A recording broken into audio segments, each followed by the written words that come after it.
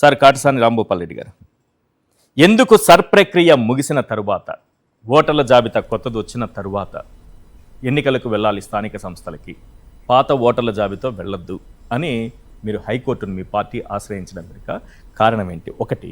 రెండోది, అసలు ఈ స్థానిక సంస్థల ఎన్నికలు సక్రమంగా చంద్రబాబు నాయుడు గారు నిర్వహిస్తారన్న నమ్మకం మీకేమైనా ఉందా?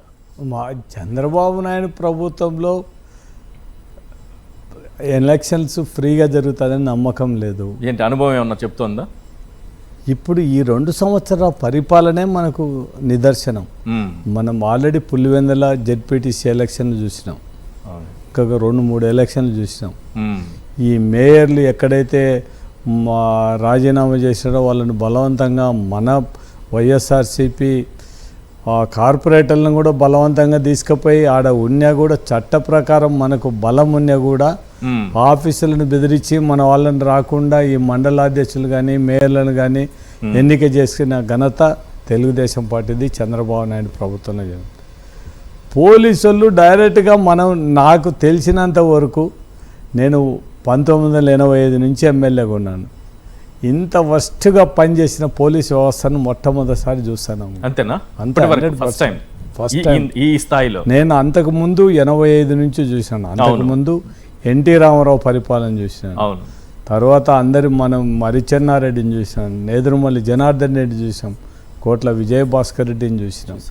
తర్వాత ఎన్టీ రామారావుని చూసాం. మళ్ళీ ఎన్టీ రామారావుని వెన్నుపోటు పొడిచి వచ్చిన చంద్రబాబు నాయుడు పరిపాలన చూసాం. అప్పుడు కూడా ఇంత ఘోరంగా లేదు. ఇప్పుడు చాలా ఘోరమైన పరిస్థితి చూడడం జరుగుతుంది. మొత్తం అంటే నా 40 ఏళ్ళ రాజకీయ జీవితంలో మొట్టమొదటిసారి పోలీస్ వ్యవస్థ, ఎన్నికల వ్యవస్థ అనేది ఒకటి ఉంది కదా, ఎలక్షన్ కమిషన్ రాష్ట్రంలో ఎన్నికల ప్రధాన అధికారి కానీ ఎన్నికల వ్యవస్థ కానీ సక్రమంగా పనిచేయదా?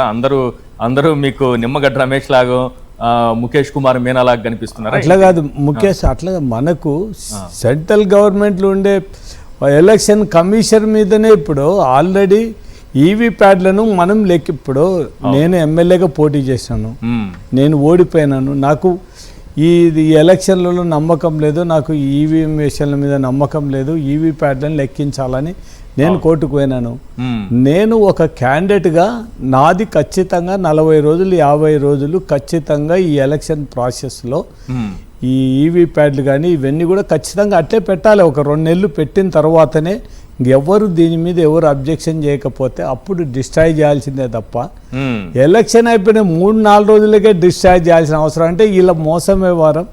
అంటే ఇండైరెక్ట్గా మనం చూస్తే మన ఈవీఎంలు ఇవన్నీ చూస్తే మామూలుగా నెలన్నర ఉంటే కూడా ఛార్జీ తగ్గిపోకుండా 98%, 96% ఉన్నాయంటే ఏ విధంగా ఇలా నమ్మాల్సి వస్తుంది? ఒకసారి అసెంబ్లీ ఎన్నికలే సక్రమంగా జరగలేదని 100% ఎన్నికలు జరుగుతాయి. అంతే.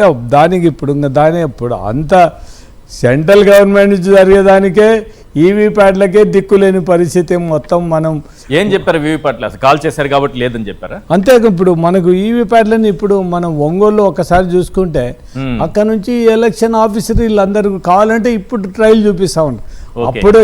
అప్పుడు చూపించేది కాదు. మనం ఏ రోజు ఎమ్మెల్యే ఎలక్షన్లో జరిగిన అప్పుడు అది మాకు కావాలి, కానీ ఇప్పుడు చూపించేదానికి ఏం అవసరం ఉంది చెప్పండి? ఏం అవసరం? వాళ్ళు ఎవరు చెప్పలేని పరిస్థితి.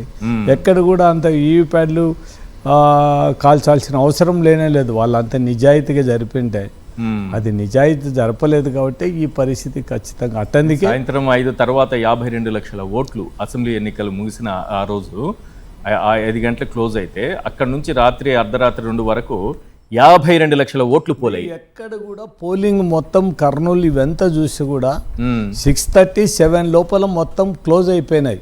మొత్తం మేము అన్ని బూతులు తిరిగినాం. లైన్లో ఉన్న వాళ్ళ వేయడంతో పాటు మొత్తం 7:38 లోపల మొత్తం అన్ని క్లోజ్ అయిపోయినాయి. తర్వాత ఎట్లా వచ్చినా అంతవరకు 3500 బూతుల్లో అర్ధరాత్రి 2 వరకు జరిగాయంటే మీ కంటికి ఒకటి కూడా కనపడలేదు. ఇప్పుడు మీకు ఒకటి చెప్తాను, నేను క్యాండిడేట్గా పోటీ చేసినాను.